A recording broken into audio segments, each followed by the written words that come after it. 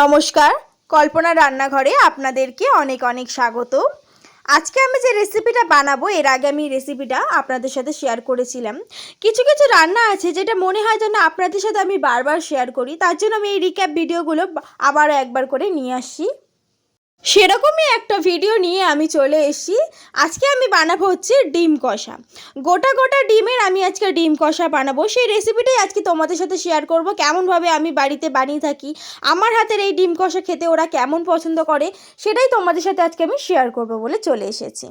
আমার এই সুন্দর রেসিপিটা দেখার আগে চ্যানেলটা কিন্তু অবশ্যই একটা সাবস্ক্রাইব করে দিতে হবে, যাতে তোমাদের কাছে সবথেকে প্রথমে আমার এই ভিডিওগুলো আগে পৌঁছে যায়। এবারে আমরা রান্নায় ফিরে আসি। এখানে আমি ডিম কষা করার জন্য নিয়ে নিয়েছি গোটা গোটা ডিম। আমি এখানে 6টা ডিম নিয়ে নিয়েছি, আর নিয়ে নিয়েছি আলু। আজকে আলুগুলো আমি ছাড়িয়ে সিদ্ধ দেবো না, আমি আজকে এখানে খোসা শুদ্ধ মাঝখান থেকে 2 টুকরো করে নিয়েছি।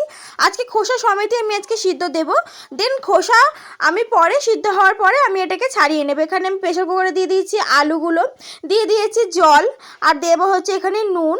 দেওয়ার পর আমি এখানে একে একে ডিমগুলো দিয়ে দেবো। এখানে কিন্তু ডিমগুলো খুব আলতো হাতে দিতে হবে, আর আলুর ওপরেই দেবেন যাতে এটা ফেটে না যায়। এখানে আমার ডিম আলু সিদ্ধ হয়ে গেছে। আমি এটা একটা ঝুড়ির মধ্যে জল ঝরিয়ে নেব। একটু ঠান্ডা হয়ে আসলে দুটোই ডিম আলু একসঙ্গে ছাড়িয়ে নেব। কড়াতে দিয়ে দিয়েছি এখানে আমি সর্ষের তেল। আজকে সর্ষের তেলে রান্নাটা করব। সর্ষের তেলের মধ্যে দিয়ে দিয়েছি হচ্ছে হলুদ গুঁড়ো, আর এখানে দিয়ে দেবো হচ্ছে একটু নুন। আমি এখানে মাখিয়ে করছি না, তোমরা চাইলে এখানে মাখিয়ে করতে পারো বা এরকম কড়াতেও দিয়ে দিতে পারো। ডিমের গায়ে এরকম ছুরি দিয়ে আমি একটা করে দাগ দিয়ে দিচ্ছি, যাতে এর মধ্যে ডিমের মধ্যে নুন হলুদ সব কিছু ঢুকে যায়, তার জন্য আমি এখানে দিয়ে দিচ্ছি। আর এটা যাতে না ফাটে, এরকম গায়ে তেলে দিলে এটা কিন্তু ছিটকায়, সেদিকেও একটুখানি তোমরা খেয়াল রাখবে। এখানে আমার ডিম ভাজা হয়ে গেছে, আমি ডিমগুলো তুলে নিচ্ছি। একদম কড়া করে ভাজিনি, হালকা ফ্রাই মতো করেছি।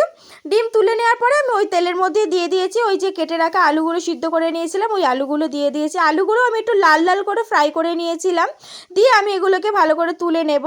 তুলে নেওয়ার পরে আমি এর মধ্যে এই তেলের মধ্যেই যেহেতু রান্নাগুলো করে নেব সব রান্না, আলুগুলো তুলে নেওয়ার পরে ওই তেলের মধ্যে আমি এখানে দিয়ে দিয়েছি হচ্ছে পেঁয়াজ কুচি। পেঁয়াজগুলো আমি এরকমভাবে কেটে নিয়েছি, কেটে নিয়ে আমি এগুলোকে ভালো করে একটুখানি লাল করে ফ্রাই করে নেব। করে নেওয়ার পরে আমি মাঝখানটা একটু খালি করে নিয়ে আমি এখানে দিয়ে দিয়েছি আদা রসুন বাটা, দিয়ে ভালো করে আমি মশলাটাকে আগে একটু ভাজা ভাজা করব, তারপর এখানে কিন্তু কষার জন্য তৈরি করব। আগে এটা ভাজা ভাজা করে নিতে হবে, নাহলে কিন্তু রসুনের একটা কাঁচা গন্ধ বেরাবে। তারপরে আমি এখানে সব কিছু হয়ে গেলে এখানে দিয়ে দিয়েছি হচ্ছে টমেটোটাকেও ভালো করে আমি এখানে নেড়ে চেড়ে নিয়ে এখানে আমি দিয়ে দেবো হচ্ছে নুন, দিয়ে দেবো হচ্ছে হলুদ গুঁড়ো। এখানে অনেক কিছু আমি অ্যাড করব, যেমন হচ্ছে দিলাম হচ্ছে নুন হলুদ গুঁড়ো, তারপরে দিয়ে দেবো হচ্ছে পরিমাণ মতো লঙ্কা গুঁড়ো, যতটা তোমাদের ঝাল মনে হবে ততটা দিয়ে দেবে।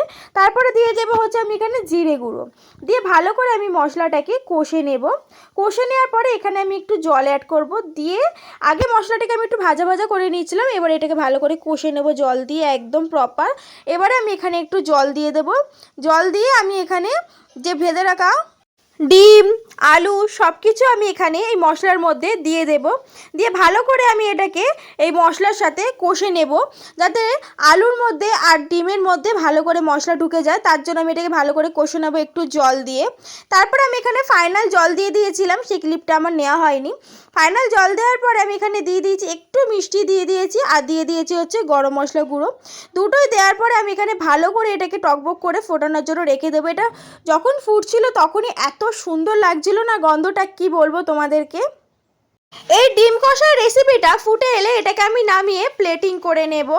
এরকমভাবে ডিম কষা বানিয়ে তোমরা ভাত বা পরোটা বা রুটি যে কোনো কিছুর সাথে কিন্তু এটা খেতে পারবে। এটা কিন্তু দারুণ লাগে, মারাত্মক লাগে ডিম কষাটা খেতে এরকমভাবে।